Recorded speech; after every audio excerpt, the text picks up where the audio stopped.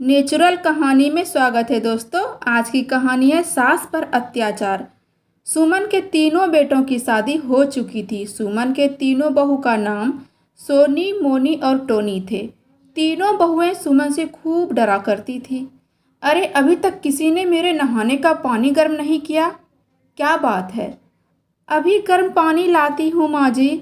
अरे आधे घंटे से कह रही हूँ, अभी तक किसी ने पानी नहीं दिया। मैं अभी लाई पानी माँ जी, अभी लाई, अभी तुरंत लाई। ठीक है, हाँ हाँ, आगे से ऐसी गलती नहीं होनी चाहिए। तभी दूसरी बहू जाकर कहती है, अम्मा मैं आपका खाना टेबल पे ही लगा देती हूँ। अरे ये कैसी सब्जी बनाई है? इतनी गंदी सब्जी कौन खाएगा? तुझे सब्जी बनानी नहीं आती? चल जा, मेरे लिए दूसरी सब्जी बना कर ला। अरे शाम होने को चला, अभी तक किसी ने दिया बाती नहीं किया। क्यों नहीं किया? अरे माँ जी, मैं खाना बनाने में व्यस्त हो गई थी तो याद नहीं रहा। अभी जा रही हूँ, संध्या पूजा कर दूंगी। रहने दे, तुम तीनों से कुछ नहीं होने वाला। तीनों जाकर रंगरलियाँ मनाओ, मैं खुद ही ठाकुर जी की आरती उतार लूँगी। सुमन जी के सख्त व्यवहार के कारण उनकी तीनों बहुएं उनसे बात करना पसंद नहीं करती थी। तीनों बहुएं अपना अपना काम करके अपने कमरे में चली जाती थी, जिसके कारण सुमन जी कभी कभी अकेलापन महसूस किया करती थी। एक दिन सुमन जी उदास होकर मंदिर के बाहर बैठी थी। तभी पंडित जी आते हैं और कहते हैं, अरे बहन, क्या हुआ सुमन जी? आपको तो आपका पूरा भरा परिवार है, फिर आप इस तरह उदास क्यों बैठी हो? अरे क्या बताऊं पंडित जी, तीन बहुएं होने के बावजूद भी मैं अकेली रहती हूँ। कोई मुझसे बात नहीं करती। तीन बहुएं हैं, कोई तो आपसे बात करती ही होगी।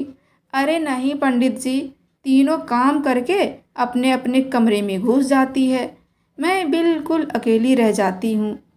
तभी पंडित जी कहते हैं, सुमन जी, कहीं ऐसा तो नहीं कि आपकी बहुएं आपसे बहुत ही ज़्यादा डरा करती हैं? जी वो, हाँ पंडित जी, बात तो आप सही कह रहे हैं। सब बहू को मैं डांट कर ही बात करती हूँ। तो ऐसा कीजिए ना सुमन जी, कुछ दिन आप अपने आप को संभालिए और बहुओं को डांटना बंद कर दीजिए और तीनों बहू से खूब प्यार से बातें करना शुरू कर दीजिए।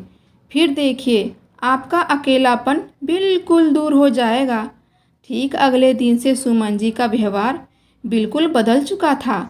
सुबह सुबह सोनी बहू नाश्ता लगाती है, माँ जी, ये रहा आपका नाश्ता। अरे सोनी बहू, कितनी स्वादिष्ट खाना बनाई है तूने, बहुत अच्छी खुशबू आ रही है।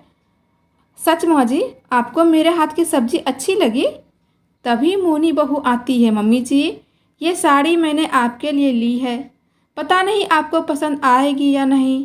अरे बहू, क्या बात कर रही हो? ये साड़ी तो बहुत खूबसूरत है, मुझे बहुत ज़्यादा पसंद आई। अगली बार जब मैं कहीं जाऊंगी शादी में तो मैं इसी साड़ी को पहनूंगी। कुछ देर बाद टोनी बहू जाकर कहती है, मम्मी जी, वो मेरी सहेली हमें अपने घर बुला रही है, क्या मैं उसके घर मिलने जा सकती हूँ? अरे टोनी बहू, क्या तुम भी छोटी छोटी बातों को पूछती हो? ये घर तुम्हारा है, तुम सब का है। तुम्हारी जब मर्जी चाहे तुम अपनी सहेली से मिलने जा सकती हो। यह सब तुम लोगों को ही तो संभालना है। अब सुमन जी तीनों बहुओं को डांटना बिल्कुल बंद कर चुकी थी, जिसके कारण बहुएं धीरे धीरे करके लापरवाह होने लगी थी। एक दिन दोपहर का समय था, तभी सुमन जी खाने की कुर्सी पर बैठी हुई थी। अरे सोनी बहू, 1 घंटे से मैं खाने का इंतज़ार कर रही हूँ, अभी तक तूने मुझे खाना तक नहीं दिया। क्या सासू माँ, कितना सवेरे सवेरे खाना कौन बनाता है? अभी तो आपको थोड़ा और इंतज़ार करना होगा। अरे मोनी बहू, तू ही खाना खिला दे हमें।